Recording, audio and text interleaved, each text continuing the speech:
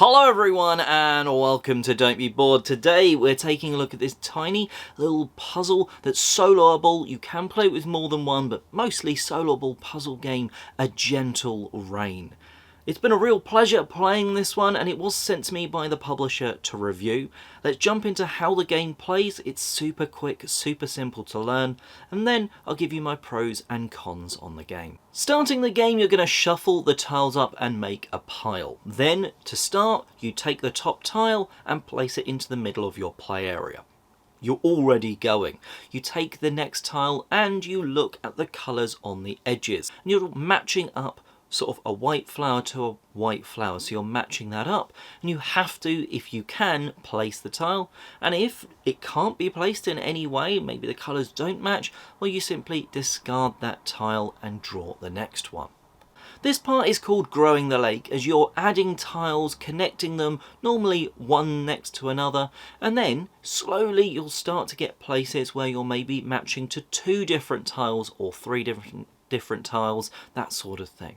When you've put 4 tiles together in a way that they create a 2x2 square, you'll have a nice little circle in the middle, and this is when you get onto the blossoming part. You look at the coloured flowers on those tiles that you've managed to match, and you're allowed to put one of their tokens into that small circle hole. You kind of want to pick it strategically in terms of you can only pick one of those 4 colours, and hopefully you've still got one of those tokens left to go in.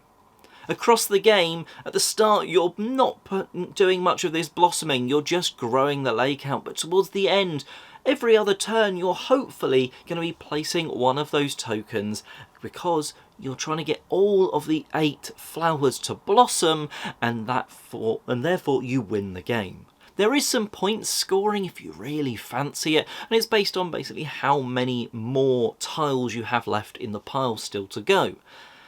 I find it's a sort of puzzle game where just completing the puzzle is the victory enough.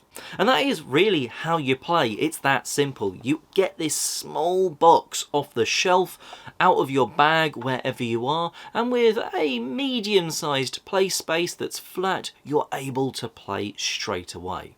It's really intuitive. If you've played any other tile placement game, you can very quickly just, without almost reading the rules, start playing correctly. And you're just really, it's called Gentle Rain, and it is kind of a relaxing puzzle experience. The game rules even suggest you start by putting on some sort of chilled music and breathing in and out and get you in a relaxing mood, and it kind of all builds into a relaxing puzzle that you can just play for 10 minutes. It says 15 on the box. I think you're probably more likely to be at the 10-minute mark than the 15, but it's a really pleasant 10 minutes, and well, you manage it, you don't manage it, you can pack it all away, or just reshuffle those tiles into a new pile and go again. It's a really satisfying puzzle that you sort of do start to pick up some tricks for. First of all, you kind of, after a few turns, realise you don't want to be just building out in like a straight line. You want some bits jutting off, because that's how you're going to be able to get those small blobs of 2x2. You also don't want to sort of do a sort of a U or an N shape, because then you're having to place it and match 3 different sides of it, and that can get almost impossible, but not quite impossible. You could do it, and therefore be placing 2 blossoms at the same time. I've yet to do it, but from playing around with the tiles, you could do it if they just come out in the right order and you've placed them in the right way. And that's what I like about this puzzle. It feels achievable. It never feels out of reach. Now, at the start of the game, you might start panicking. I've not placed many tokens yet, and I've placed a lot of tiles, but towards the end, you really are placing tiles, completing those 2x2s to get that perfect circle hole in the middle that you're placing a token in. Now, it does feel a little bad when you say you've got 2 white flowers, a purple and a red flower, but all of those tokens are already placed, then you don't get to put something in that gap. And that's just part of the puzzle. It doesn't necessarily fit the sort of light, relaxing puzzle vibe that A Gentle Rain otherwise portrays, but it's part of the puzzle that you kind of need to work with and work around. There's a really cool tagline on the back of the rules that I think sums up my thoughts on the replayability of A Gentle Rain. Always changing, yet always itself. Coming back to A Gentle Rain after a few plays and it's been on the shelf for a few days, it feels like it's still the same inviting, relaxing puzzle. And where I'm putting the tiles is completely different because I've shuffled the tile, like that stack of tiles. Yeah, it's not a brand new experience. It's always the same puzzle. It's always the same goal. And in a lot of games, I think that might be an issue. But almost the way they've sold this puzzle experience to be, you know, a relaxing one, not one that you're just trying to get the best score or whatever, it kind of fits that vibe of it doesn't matter, it's a welcome back experience rather than, oh, it's the same experience again. I don't know if that's just the marketing of the game doing wonders to my brain, but it does do that. I enjoy going back to the game. Whether I will long term, I don't know, but I've been very much enjoying playing the puzzle and trying my best to actually complete it each time. Like I say, there's a scoring system. This sort of game, I don't like doing scores because then it takes it up to a competitive sort of, it feels like, oh, I've got to beat this score, and oh, I've completed the 8 blossoms, I've completed it, but I didn't beat my score. I think that takes away from A Gentle Rain experience because the relaxing nature of just completing it one way or another, I think, is where this sits. Followers of the channel will know that I'm not a huge fan of solo games normally. Set up for myself. I'll just go and play the computer. Your big sort of thinky game. Yeah, that's great. And, you know, I've enjoyed bigger experiences like Final Girl. But I like this sort of puzzle. Like Bandido was a great example of another game that I like where you open the box, you start putting like one card down and just go, and there's a puzzle.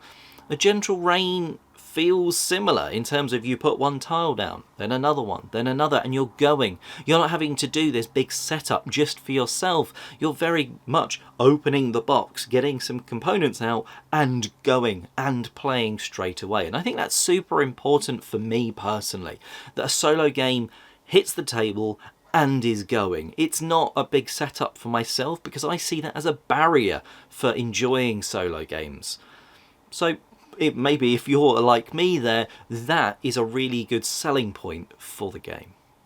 Of course, playing this sort of game always makes me think of, oh, could there be something else? Could there be something else? Could there be tiles where there are wild symbols, wild flowers, just a, you know, you could shuffle that in for an easier experience or something that would make it a harder experience. And, well, there isn't that. But to be honest, there's also no room left in this box. The tiles take up the majority of the box and then the tokens fill the rest. It's super quick and portable, and actually to add any additional content, the box would then have to start to be big. And I think the portability is a good selling point, that it's kind of like you don't want them to add anything extra into this because it would take away from the relaxing experience, it would take away from the portability. So in fact, even something that I think might be fun to add a twist every now and again when you play would take away from some of the other wins that A Gentle Rain has.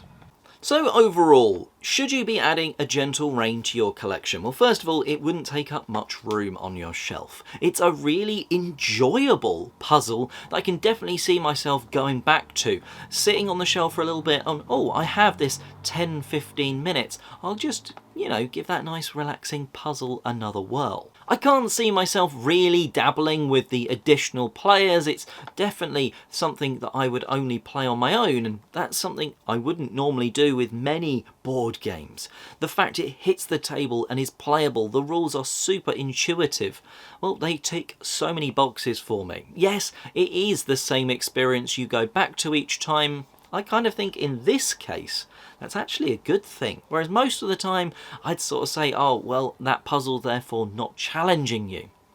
Well, it's a decent challenge. You're certainly not going to win every time. You're going to get close, though. and it's a really enjoyable one, and that is A Gentle Rain. And hopefully me waffling on has helped you determine if it's an experience that you want to be adding to your collection. Let me know in the comment section below if you're going to be growing a lake and blossoming lilies anytime soon. And until next time, have a relaxing, gentle rain-filled good day.